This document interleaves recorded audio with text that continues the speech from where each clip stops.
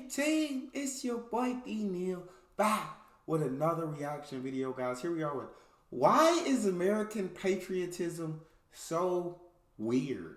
And I find that a lot of countries definitely find it weird about America. We got our flags up everywhere. We say the Pledge of Allegiance every single morning throughout school. And so but that's just a couple of things. There's a lot of things they find weird. So I'm very intrigued to hear this explanation. Before we do, make sure you subscribe to the channel, ring notification bell, get a video a thumbs up so it gets suggested. Social media, Patreon, all up top. You don't subscribe to any of it. Put all the links in the description. All you gotta do is hit the link, follow me, talk to me. Human, I'll talk back. If you guys got a favorite video suggestion, you can subscribe to Patreon or drop it in the comment section. Oh my God! This episode and others like it are brought to you by the generous support of my patrons on Patreon. If you'd like to help support this channel, join our patrons-only Discord, and get early access to every video, consider becoming a patron at patreon.com/secondthought. To a non-American, driving down roads lined with American flags, past people dressed like this, past fields where, hand on heart, Americans sing along to the national anthem for even the most forgotten Little League game, and past bars where a USA chant is on a hair trigger is all very strange. Every Ford commercial in this country is about how the US is sick as hell. Every bald eagle is swole. Every beer is a gun. And a kid just pledging allegiance to the flag is a heartwarming story on national television. In no other country in the world is there such a widespread emotional attachment to the symbols of a bureaucratic government structure. Let me make sure this is still going. Okay, sorry guys. It's incredibly strange, but I get that a lot of patriotism is just having fun. For a lot of people, it's like wearing your team's colors to a game. It's a good time. The problem is that that's not all that patriotism, or its defense, is. Almost every week, I get an email calling me a traitor or anti-American scum. For some reason, in this country, good faith criticism almost always triggers this knee-jerk reaction that the person raising their concerns, or more often just advocating for their own self-determination, hates America. Let's take an example. Here's an email I got from someone who probably genuinely believes they love their country and thinks what they're doing is a justified defense. And you know what? Let's give this viewer the benefit of the doubt. If you wholeheartedly believe that someone hates you and or the place you call home, it's not entirely unreasonable to get angry with them like this. But here's the thing. If you really want to label yourself patriotic, this kind of approach is completely counterproductive. Think about it for a second.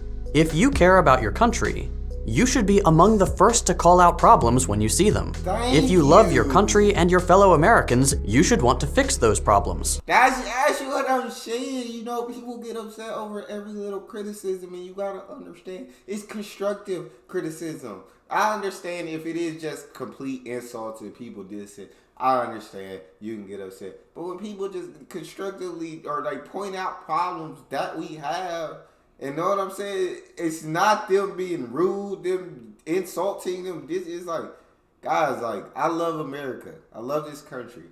But we have problems that need to be fixed. And understanding that does not make you any less patriotic. Talk to me. See them. If you love your country and your fellow Americans, you should want to fix those problems, not blindly defend them. This kind of behavior isn't patriotic. It's ignorant.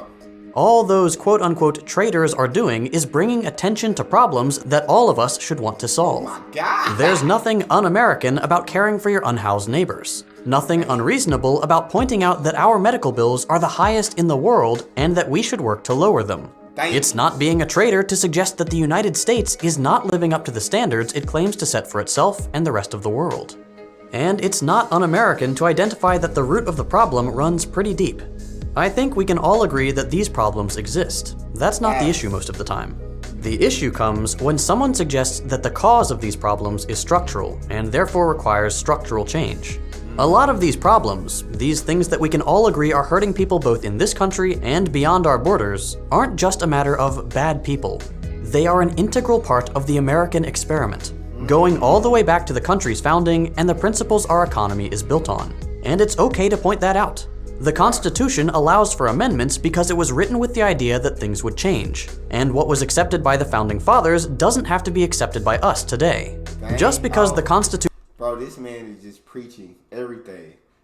I'm not good. I'm gonna say I'm not good, but I don't do a lot of research. I don't look into a lot of things. But this right here, man, you can tell he definitely does his homework, and for sure, like, guys, like you said, the Constitution was made to have changes over time. Why? Because things change over time. Life, people, everything changes. So we don't have to live by the same Bill of Rights, the same 10 Commandments, whatever you call them. We don't have to live by those same things today because we are in a completely different time period and things are way different than they were back then when the Constitution was written. Y'all know what I'm saying? I know I sound dumb when I say 10 Commandments, Bill of Rights, whatever. Y'all know I sound dumb. But y'all know what I mean. Accepted by the Founding Fathers doesn't have to be accepted by us today. Just because the Constitution is still around doesn't mean that everything in it is good or works. It just means that it's a document that effectively protected its own existence. Fun fact, many of the Founding Fathers, who are always portrayed as dusty old dudes in History Channel documentaries, were actually in their 20s. You wouldn't want a constitution written by a bunch of frat boys to be immortal and unchangeable, would you? Okay, so hopefully I've made it clear that a better conception of patriotism would require a willingness to soberly assess and tackle our country's problems. With that, we've already broached the topic of what's called uncritical patriotism. But there's no reason we can't let go of patriotism entirely. And this video will make that claim for American patriotism specifically.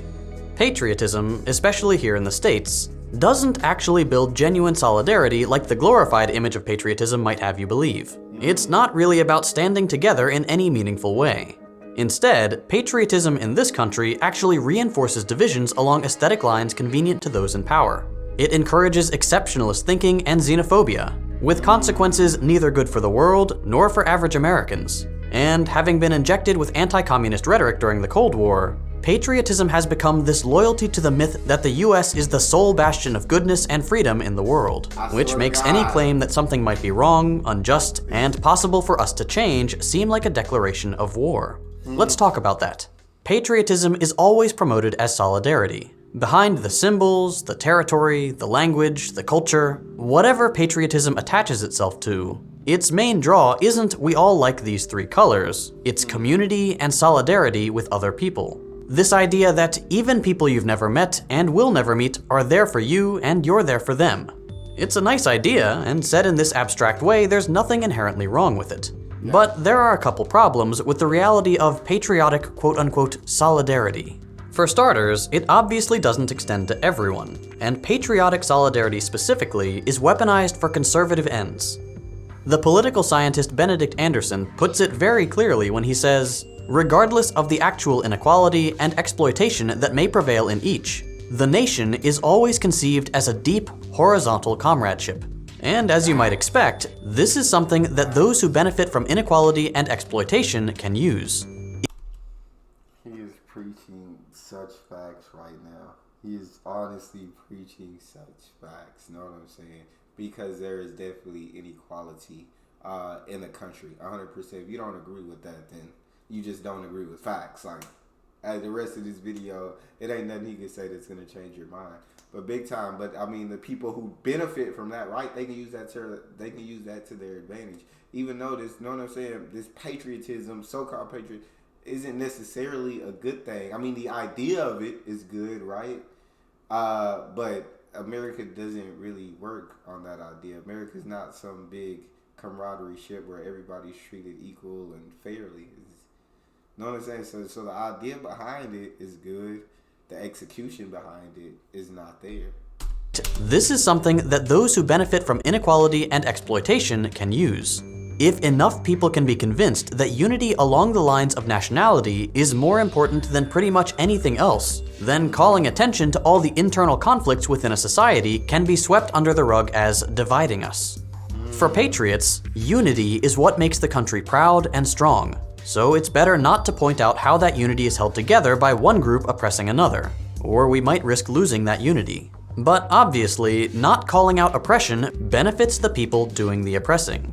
Through the idea of the nation, people come to identify with their exploiters in a way that justifies their continued existence. For example, some people are proud that their country has more billionaires than other countries. For some reason, being born within a couple thousand miles of one another and within the same border gets people to identify with those who have hoarded more wealth than we can even understand. Most people share almost nothing in common with their country's billionaires, and almost everything with the average person in another country. But that feeling of pride gets them to disregard one set of differences and makes the smaller differences with foreigners seem a lot bigger. As a result, the exploitation that is necessary for billionaires to exist seems less important when we're told it's in the service of something we share. The greatness of America. Even though the greatness of America does almost nothing to make your life better, but billionaires getting tax cuts and skirting labor laws definitely makes it worse. Bro, yes!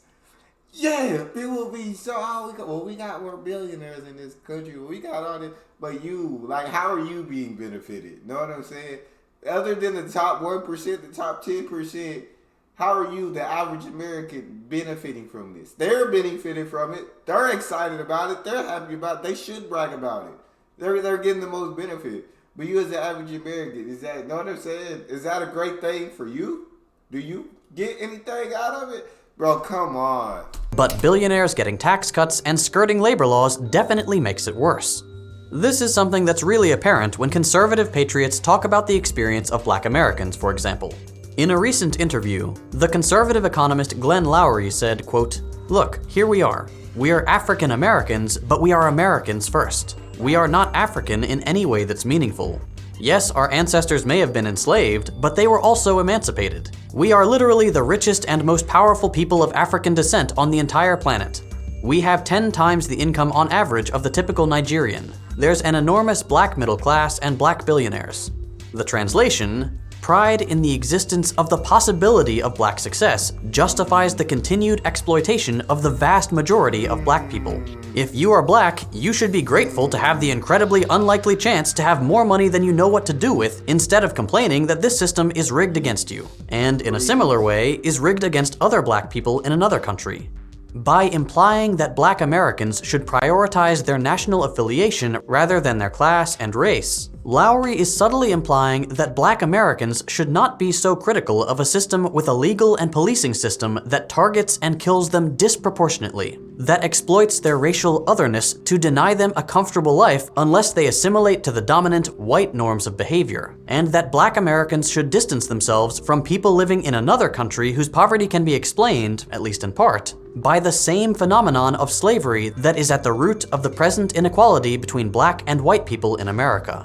The fact that other people have it worse turns rightful indignation into pride for those who can be convinced, and makes those who stay rightfully indignant look ungrateful.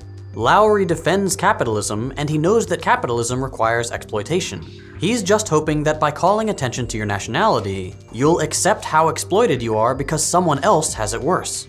A non-patriotic approach might look at the inequality between Black Americans and Black Nigerians and find that the plunder of Africa through colonialism and slavery caused both the present inequality between white and Black Americans and the inequality between Americans and Nigerians, and from there can ask what should be done to rectify this injustice, and what structures are keeping it in place. By contrast, a patriotic approach to these facts gets people to think that the best we can do is protect what we have. Never try to get more. Never question the nature of the system as it exists today, and never hope to achieve justice, And that's exactly what the system wants. That is 100% how they want you to think. They don't want you to question anything. They want you to be thankful that you're born into this country, that you have the ability to, although it's know what I'm saying? Although it's not probable for you to have for it to happen for you. They want, know what I'm saying? They want you to be thankful that there is the possibility, even the remote possibility of gaining more money than you know what to do with. They want you to look at other countries and say, you should be happy because look how much they're suffering. Know what I'm saying? Instead of saying, well, like, why are they suffering? Can we help with that? And that still doesn't change the fact that things are unequal. Why should I accept that? Oh my gosh, this man preaching, bro. The nature of the system as it exists today, and never hope to achieve justice, especially for those not part of the patriotic community. At the end of the day, the existence of black billionaires still relies on the exploitation of black people, and is still supported by the systemic discrimination of black people. But drown all that in a little American pride, and it goes down a lot smoother. To recap, patriotism replaces solidarity among people who suffer under the same structures of injustice, in this case international racial capitalism, and replaces it with solidarity between those who do the oppressing and those who are oppressed.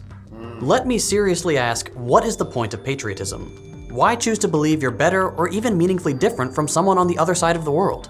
Your material concerns are the same. You have bills, you want to take care of your family, you want the freedom to pursue your own happiness. There is far more in common between you than the differences created by a borderline decided hundreds of years ago in random wars and brutal, bloody conquests.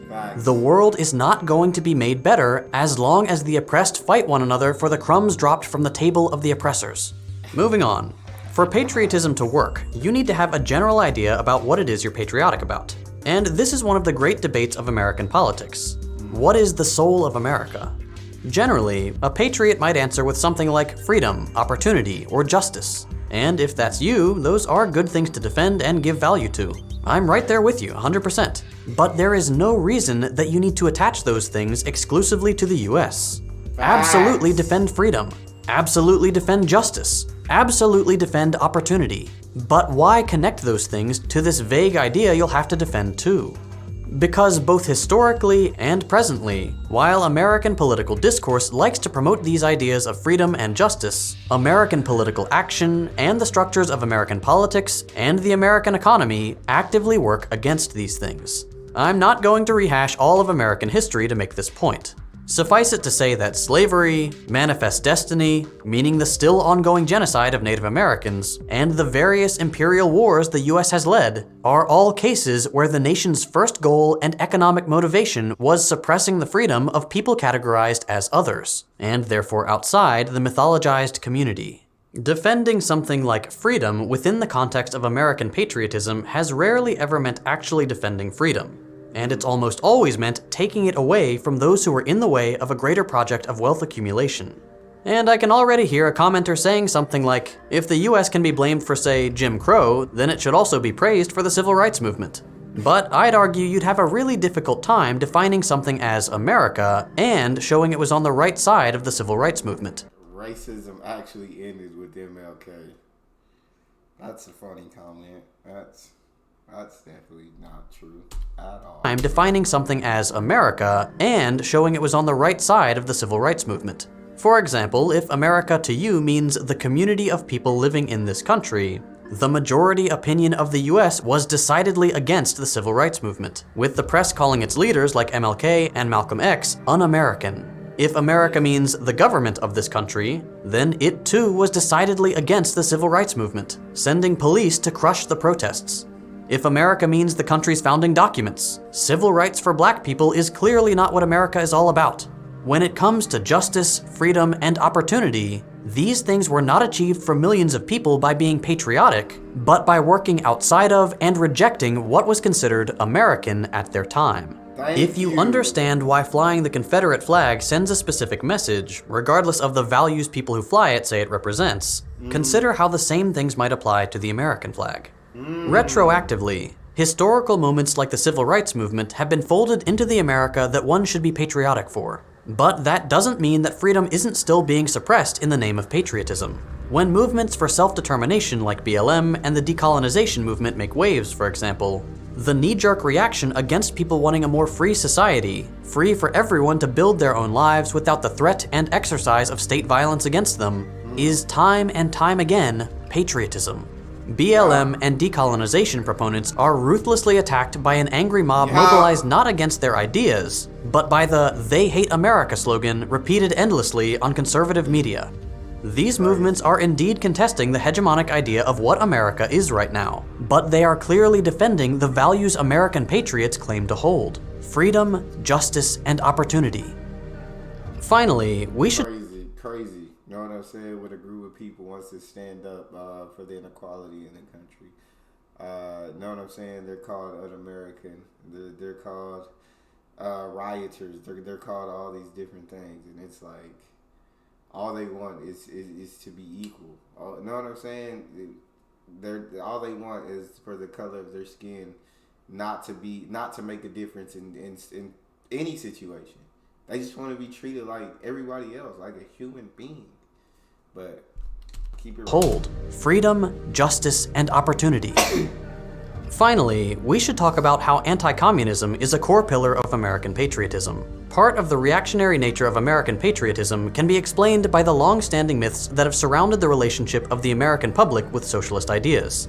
When movements for justice are called anti-American, they're usually also called Marxist or communist pejoratively.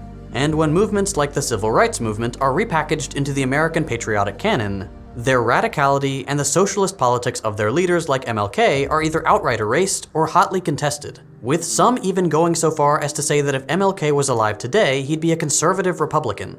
Two myths inform this idea. One, that America is ontologically capitalist, meaning that it is in the nature of the United States to be a capitalist nation, rather than the more realistic idea that economic systems come and go, and just because the US has a capitalist economy right now doesn't mean it will forever. And two, that capitalism is the only thing that works, and socialism always fails. The second claim is clearly a myth because this isn't what I would call working, and historically, American foreign policy has been intent on crushing socialism rather than letting it fail on its own like the pro-capitalist claim it will. Facts! In this country, anti-communism has been something we've nurtured for a long time, with things like the Immigration Acts of 1903 and 1918, which enabled the government to deport foreign-born anarchists, communists, and labor organizers, the successive Red Scares during the 20th century, and obviously the Cold War. The notion that anti-communism is patriotic is a really well-established one.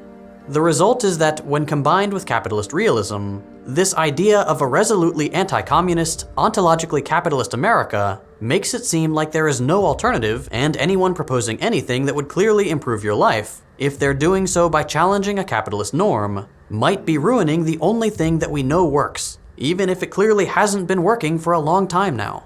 Patriotism, like capitalist realism, really limits our imagination. When people come up with good ideas about how to change things for the better, if we keep calling them un-American and shooting them down right away, this country won't get any better for the vast majority of the people living both inside and outside its borders. And just to be clear before the video ends, this whole video isn't me coming after you for being American, if you are. There's obviously nothing wrong with just being from here. All I'm saying is that it doesn't make a huge amount of sense to be proud of this vague mythology that is at best a mixed bag. And insisting that everyone here be proud of it only makes it harder for us to change the parts we all agree are bad. Constantly thinking in terms of nation-states like this is really blinding us to the fact that we have a lot more to gain by building solidarity everywhere, all over the world, not just within our own arbitrary borders. Let's let go of patriotism in favor of genuine solidarity. I mentioned at the beginning of this video that my channel is only possible thanks to my patrons on Patreon. As some of you may remember, in this video, he was honestly, he was preaching facts. He was preaching facts. But that's all we got. You guys got a favorite video suggestion, you can subscribe to Patreon or drop it in the comment section. Subscribe to the channel, ring notification bell, get a video a thumbs up so it gets suggested. I got social media, Patreon all up top. You want to subscribe to any of it, put all the links in the description. All you got to do is hit the link, follow me, talk to me. Love talking to you guys. You guys are the most incredible team on YouTube. It's your boy Neal. Out.